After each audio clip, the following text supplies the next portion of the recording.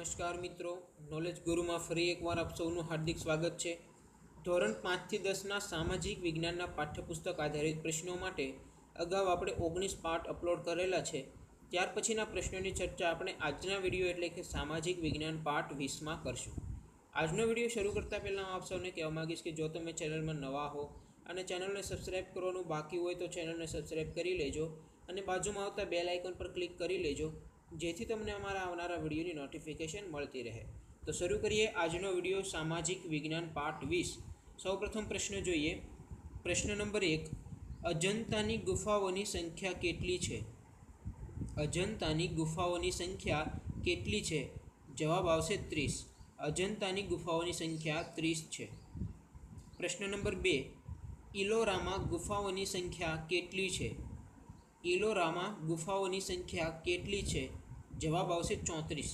બરાબર, બંને વસ્તુ યાદ રાખવાનું, અજંતાની ગુફાઓની સંખ્યા 30, ઇલોરામાં ગુફાઓની સંખ્યા 34। પ્રશ્ન નંબર 3, પ્રાચીન ભારતનું સૌથી મોટું મંદિર ક્યું છે? પ્રાચીન ભારતનું સૌથી મોટું મંદિર ક્યું છે? જવાબ આવશે બૃહદેશ્વરનું મંદિર।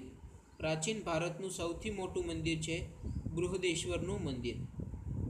પ્રશ્ન નંબર 4, બૃહદેશ્વર મંદિરને બીજા કયા નામે ઓળખવામાં આવે છે? બૃહદેશ્વર મંદિરને બીજા કયા નામે ઓળખવામાં આવે છે? જવાબ આવશે રાજરાજેશ્વર મંદિર। બૃહદેશ્વર મંદિરને બીજા નામે ઓળખવામાં આવે છે, એ નામ છે રાજરાજેશ્વર મંદિર।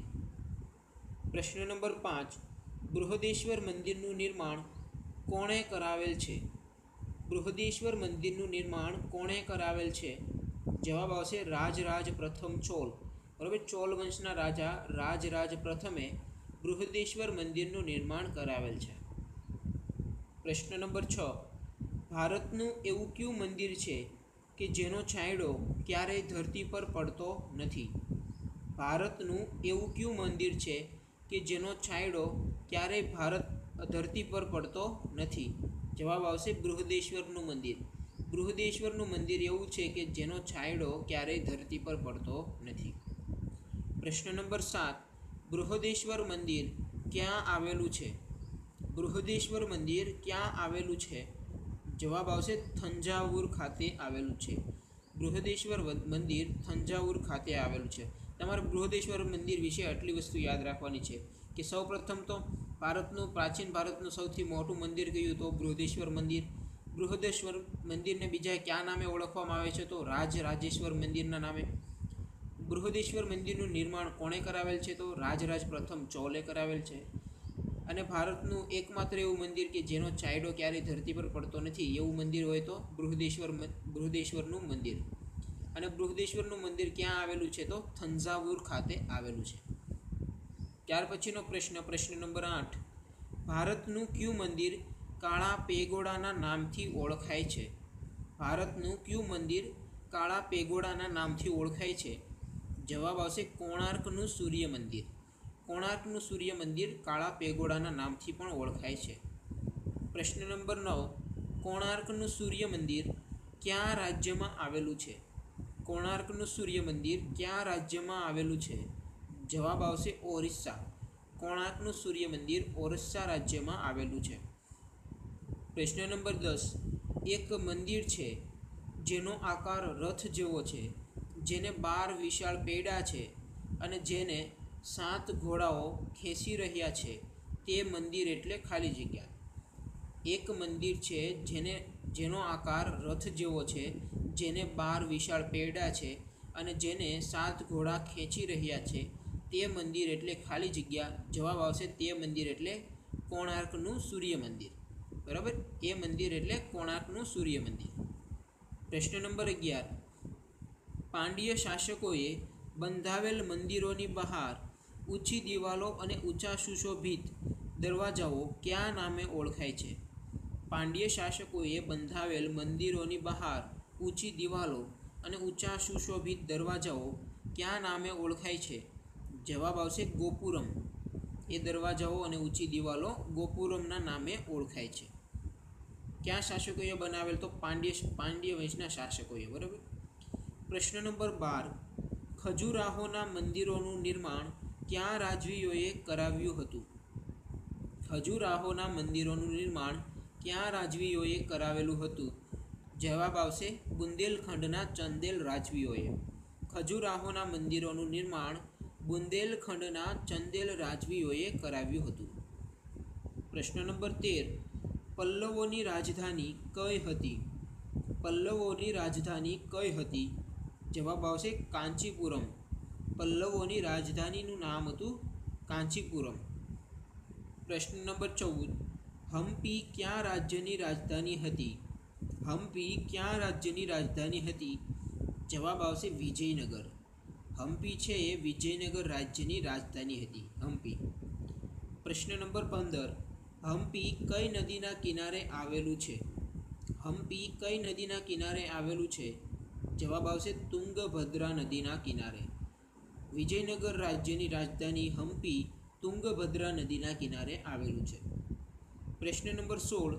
સહસ્ત્રલિંગ તળાવ અને રાણકી વાવ કયા શહેરમાં આવેલ છે? સહસ્ત્રલિંગ તળાવ અને રાણકી વાવ કયા શહેરમાં આવેલ છે? જવાબ આવશે પાટણ શહેરમાં આવેલ છે. સહસ્ત્રલિંગ તળાવ અને રાણકી વાવ પાટણ શહેરમાં આવેલ છે. પ્રશ્ન નંબર 17.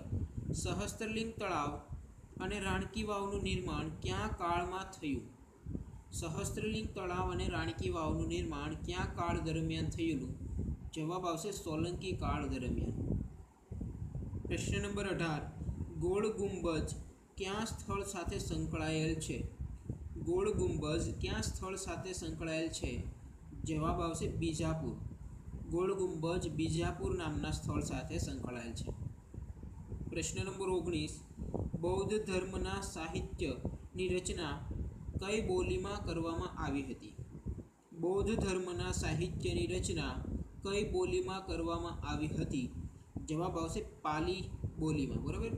બૌદ્ધ ધર્મના સાહિત્યની રચના પાલી બોલીમાં કરવામાં આવેલી હતી. બોલીનું નામ છે પાલી. બરાબર. પ્રશ્ન નંબર 20. મહાવીર અને બુદ્ધે કઈ ભાષામાં લોકોને ઉપદેશ આપ્યા હતા?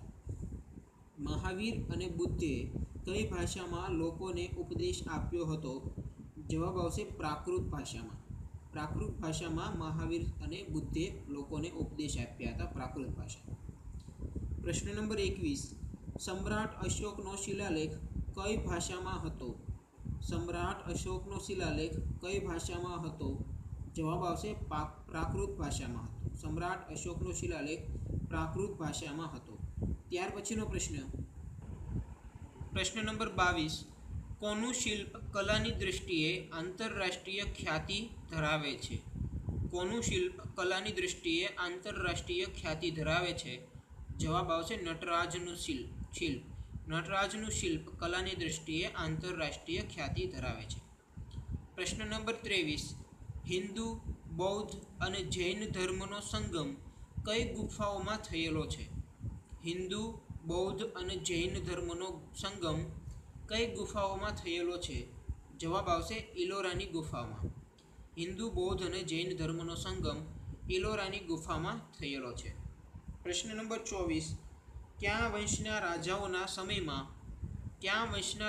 સમયમાં ઇલોરાના જૈન ગુફાઓનું નિર્માણ થયું હતું? કયા વંશના રાજાઓના સમયમાં ઇલોરામાં જૈન ગુફાઓનું નિર્માણ થયું હતું? જવાબ આવશે રાષ્ટ્રકૂટ વંશના. રાષ્ટ્રકૂટ વંશના રાજાઓના સમયમાં ઇલોરામાં જૈન ગુફાઓનું નિર્માણ થયું હતું.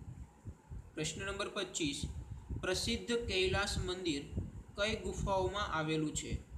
પ્રસિદ્ધ કૈલાસ મંદિર કઈ ગુફાઓમાં આવેલું છે? જવાબ આવશે ઇલોરાની ગુફામાં આવેલ છે. પ્રસિદ્ધ કૈલાસ મંદિર ઇલોરાની ગુફામાં આવેલું છે. પ્રશ્ન નંબર 26. સ્થાનિક માછીમારો એલિફન્ટાની ગુફાઓને કયા નામે ઓળખે છે? સ્થાનિક માછીમારો એલિફન્ટાની ગુફાઓને કયા નામથી ઓળખે છે? જવાબ આવશે ધારાપુરી. સ્થાનિક માછીમારો એલિફન્ટાની ગુફાઓને ધારાપુરીના નામે ઓળખે છે. પ્રશ્ન નંબર 27. કયા શહેરને 7 પેગોડાના શહેર તરીકે ઓળખવામાં આવે છે? કયા શહેરને 7 પેગોડાના શહેર તરીકે ઓળખવામાં આવે છે? જવાબ આવશે મહાબલીપુરમ. મહાબલીપુરમ નામના શહેરને 7 પેગોડાના શહેર તરીકે ઓળખવામાં આવે છે. પ્રશ્ન નંબર 28, વિશ્વભરમાં ખડક શિલ્પોનું બેનમૂન સ્થાપત્યો ધરાવતું પ્રાચીન ભારતનું જાણીતું સ્થળ કયું છે? વિશ્વભરમાં ખડક શિલ્પોનું બેનમૂન સ્થાપત્યો ધરાવતું પ્રાચીન ભારતનું જાણીતું સ્થળ કયું છે? જવાબ આવશે મહાબલીપુરમ. મહાબલીપુરમ વિશ્વભરમાં ખડક શિલ્પોનું બેનમૂન સ્થાપત્યો ધરાવતું પ્રાચીન ભારતનું એક સ્થળ છે.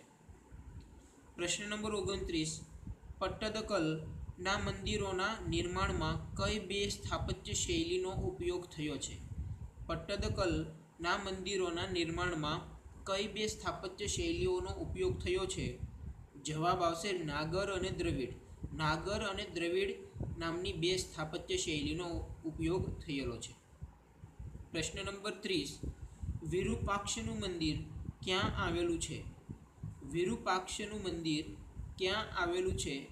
જવાબ આવશે પટ્ટદકલમાં આવેલ છે. વિરૂપાક્ષનું મંદિર પટ્ટદકલમાં આવેલ છે.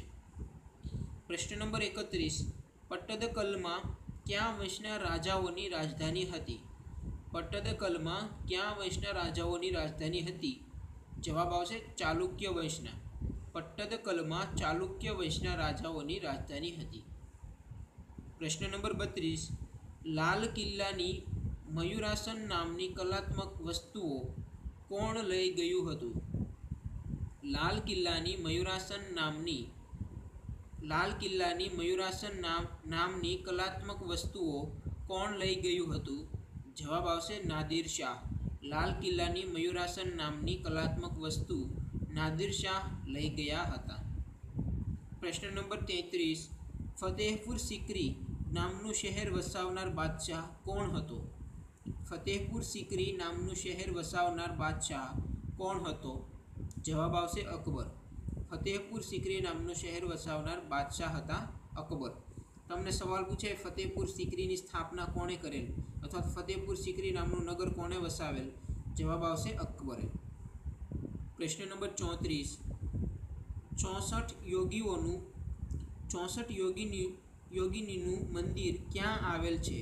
64 યોગિનીનું મંદિર ક્યાં આવેલું છે? જવાબ આવશે ખજુરાહો ખાતે આવેલ છે. 64 યોગિનીનું મંદિર ખજુરાહો ખાતે આવેલું છે. પ્રશ્ન નંબર 35, દૌલતાબાદનો કિલ્લો કયા રાજ્યમાં આવેલો છે? દૌલતાબાદનો કિલ્લો કયા રાજ્યમાં આવેલો છે? જવાબ આવશે મહારાષ્ટ્રમાં આવેલ છે. દૌલતાબાદનો કિલ્લો મહારાષ્ટ્ર રાજ્યમાં આવેલો છે. પ્રશ્ન નંબર 36, ફતેહપુર સિકરીની સ્થાપના કોની યાદમાં કરવામાં આવી છે? ફતેહપુર સિકરીની સ્થાપના કોની યાદમાં કરવામાં આવી છે? જવાબ આવશે સૂફી સંત સલીમ ચિશ્તી. ફતેહપુર સિકરીની સ્થાપના સૂફી સંત સલીમ ચિશ્તીની યાદમાં કરવામાં આવી છે. પ્રશ્ન નંબર 37, જહાંગીર મહેલ કોણે બંધાવેલો? જહાંગીર મહેલ કોણે બંધાવેલો? જવાબ આવશે અકબરે. બરાબર, જહાંગીર મહેલ કોણે બંધાવેલો? તો અકબરે બંધાવેલો. બરાબર, નહીં કે જહાંગીરે. જહાંગીર મહેલ બંધાવનાર બાદશાહનું નામ છે અકબર. પ્રશ્ન નંબર 38, અકબરે બંધાવેલ જહાંગીર મહેલ ક્યાં આવેલો છે? અકબરે બંધાવેલ જહાંગીર મહેલ ક્યાં આવેલો છે? જવાબ આવશે આગ્રાના કિલ્લામાં આવેલ છે. અકબરે બંધાવેલ જહાંગીર મહેલ આગ્રાના કિલ્લામાં આવેલ છે. પ્રશ્ન નંબર 39, આગ્રાનો કિલ્લો બંધાવનાર મુગલ બાદશાહ કોણ હતા? આગ્રાનો કિલ્લો બંધાવનાર મુગલ બાદશાહ કોણ હતા? જવાબ આવશે અકબર. આગ્રાનો કિલ્લો બંધાવનાર મુગલ બાદશાહનું નામ છે અકબર. પ્રશ્ન નંબર 40, ગોલકોંડાનો કિલ્લો કયા રાજ્યમાં આવેલો છે? ગોલકોંડાનો કિલ્લો કયા રાજ્યમાં આવેલ છે? જવાબ આવશે આંધ્રપ્રદેશ. ગોલકોંડાનો કિલ્લો આંધ્રપ્રદેશ રાજ્યમાં આવેલ છે. પ્રશ્ન નંબર 41, જંજીરોનો કિલ્લો કયા રાજ્યમાં આવેલ છે? જંજીરોનો કિલ્લો કયા રાજ્યમાં આવેલ છે? જવાબ આવશે તમિલનાડુ. જંજીરોનો કિલ્લો તમિલનાડુ રાજ્યમાં આવેલ છે. બરાબર, ગોલકોંડાનો કિલ્લો આંધ્રપ્રદેશ અને જંજીરોનો કિલ્લો તમિલનાડુ રાજ્યમાં આવેલ છે. પ્રશ્ન નંબર 42, મહાબલીપુરમના મંદિરોના નામ કોના પરથી અપાયા છે? મહાબલીપુરમના મંદિરોના નામ કોના પરથી અપાયા છે? જવાબ આવશે પાંડવોના નામ પરથી. મહાબલીપુરમના મંદિરોના નામ પાંડવોના નામ પરથી અપાયા છે. ત્યાર પછીનો પ્રશ્ન નંબર 43. મહિષાસુરનો વધ કરતી દુર્ગા દેવીની મૂર્તિ ક્યાં જોવા મળે છે? મહિષાસુરનો વધ કરતી દુર્ગા દેવીની મૂર્તિ ક્યાં જોવા મળે છે અથવા તો ક્યાં આવેલ છે? તો જવાબ આવશે મહાબલીપુરમ ખાતે. મહિષાસુરનો વધ કરતી દુર્ગા દેવીની મૂર્તિ મહાબલીપુરમ ખાતે જોવા મળે છે. પ્રશ્ન નંબર 44. હુમાયુનો મકબરો ક્યાં આવેલ છે? હુમાયુનો મકબરો ક્યાં આવેલ છે? જવાબ આવશે દિલ્હી ખાતે આવેલ છે. હુમાયુનો મકબરો દિલ્હી ખાતે આવેલ છે. પ્રશ્ન નંબર 45. હુમાયુના મકબરાનું નિર્માણ કોણે કરાવ્યું હતું? હુમાયુના મકબરાનું નિર્માણ કોણે કરાવ્યું હતું? જવાબ આવશે હમીદા બેગમ. હુમાયુના મકબરાનું નિર્માણ હમીદા બેગમે કરાવ્યું હતું. પ્રશ્ન નંબર 46. ખજુરાહોના મંદિરો ક્યાં પથ્થરોથી બનાવેલા છે? ખજુરાહોના મંદિરો ક્યાં પથ્થરોથી બનાવેલા છે? જવાબ આવશે ગ્રેનાઇટના પથ્થરોમાંથી બનાવેલ છે. ખજુરાહોના મંદિરો ગ્રેનાઇટના પથ્થરોમાંથી બનાવેલ છે. પ્રશ્ન નંબર 47. વિજયનગર સામ્રાજ્યની સ્થાપના કોણે કરી હતી? વિજયનગર સામ્રાજ્યની સ્થાપના કોણે કરી હતી? જવાબ આવશે હરિહર રાય અને બુક્કા રાયે. વિજયનગર સામ્રાજ્યની સ્થાપના હરિહર રાય અને બુક્કા રાયે કરી હતી. પ્રશ્ન નંબર 48. દક્ષિણ ગુજરાતના કયા નગરને યુનેસ્કોએ વૈશ્વિક વારસા તરીકે જાહેર કર્યું છે? દક્ષિણ ગુજરાતના કયા નગરને યુનેસ્કોએ વૈશ્વિક વારસા તરીકે જાહેર કર્યું છે? જવાબ આવશે ચાંપાનેરને. ચાંપાનેરને યુનેસ્કો દ્વારા વૈશ્વિક વારસા તરીકે વર્લ્ડ હેરિટેજ સાઇટ તરીકે સ્થાન આપેલું છે ચાંપાનેરને. પ્રશ્ન નંબર 49. તાજેતરમાં ગુજરાતના કયા શહેરને વર્લ્ડ હેરિટેજ સિટી તરીકે જાહેર કરાયું? તાજેતરમાં ગુજરાતના કયા શહેરને વર્લ્ડ હેરિટેજ સિટી તરીકે જાહેર કરવામાં આવ્યું? જવાબ આવશે અમદાવાદને. બરાબર, વર્લ્ડ હેરિટેજ સિટીમાં સ્થાન મળ્યું છે અમદાવાદ સિટીને. પ્રશ્ન નંબર 50. જોધાબાઈનો મહેલ ક્યાં આવેલો છે? જોધાબાઈનો મહેલ ક્યાં આવેલો છે? જવાબ આવશે ફતેહપુર સિકરી ખાતે આવેલ છે. જોધાબાઈનો મહેલ ફતેહપુર સિકરી ખાતે આવેલ છે. પ્રશ્ન નંબર 51. દિલ્હીમાં આવેલ મોતી મસ્જિદનું નિર્માણ કોણે કરાવેલ છે? દિલ્હીમાં આવેલું મોતી મસ્જિદનું નિર્માણ કોણે કરાવેલ છે? જવાબ આવશે ઔરંગઝેબે. મોતી મસ્જિદનું નિર્માણ ઔરંગઝેબે કરાવેલ છે દિલ્હી ખાતે. પ્રશ્ન નંબર 52. મહાબલીપુરમ કયા રાજ્યમાં આવેલું છે? મહાબલીપુરમ કયા રાજ્યમાં આવેલું છે? જવાબ આવશે તમિલનાડુ રાજ્યમાં. મહાબલીપુરમ તમિલનાડુ રાજ્યમાં આવેલું છે. પ્રશ્ન નંબર 53. વિશ્વ વારસાના સ્થળો નક્કી કરતી આંતરરાષ્ટ્રીય સંસ્થા કઈ છે? વિશ્વ વારસાના સ્થળો નક્કી કરતી આંતરરાષ્ટ્રીય સંસ્થા કઈ છે? જવાબ આવશે યુનેસ્કો. વિશ્વ વારસાના સ્થળો નક્કી કરે છે યુનેસ્કો. પ્રશ્ન નંબર 54. રંગમહેલ ક્યાં આવેલો છે? રંગમહેલ ક્યાં આવેલો છે? જવાબ આવશે દિલ્હી ખાતે આવેલ છે. રંગમહેલ દિલ્હીમાં આવેલો છે. પ્રશ્ન નંબર 55. શાના પાનમાંથી પડિયા પતરાળા બનાવવામાં આવે છે? શાના પાનમાંથી પડિયા પતરાળા બનાવવામાં આવે છે? જવાબ આવશે ખાખરા. ખાખરાના પાનમાંથી પડિયા પતરાળા બનાવવામાં આવે છે. જો ઓપ્શનમાં ખાખરા ન હોય તો પ્લાશ પણ આપણો જવાબ થશે. બરાબર, પ્લાશના પાનમાંથી પ્લાશના પાનમાંથી પડિયા પતરાળા બનાવવામાં આવે છે. આજના વિડીયોમાં આપણે અહીં સુધી રાખીએ.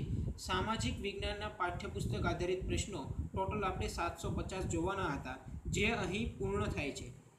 વિડીયો બનાવતી વખતે 750 પ્રશ્નોમાંથી જે પ્રશ્નો પરીક્ષાની દૃષ્ટિએ અગત્યના ન લાગતા હોય તેવા પ્રશ્નો અમે વિડીયો બનાવતી વખતે રિજેક્ટ કરેલ છે અને આવી રીતે અહીં આપણે 750 પ્રશ્નો પૂર્ણ થાય છે. Thank you for watching my video. હવે આપણે ગુજરાતની ભૂગોળના વન લાઇનર પ્રશ્નો પણ થોડા સમય પછી આપણે જોઈશું. તો અહીં આપણે સામાજિક વિજ્ઞાનના ધોરણ 5 થી 10ના પાઠ્યપુસ્તક આધારિત પ્રશ્નો અહીં પૂર્ણ થાય છે. Thank you for watching hour video. Thank you.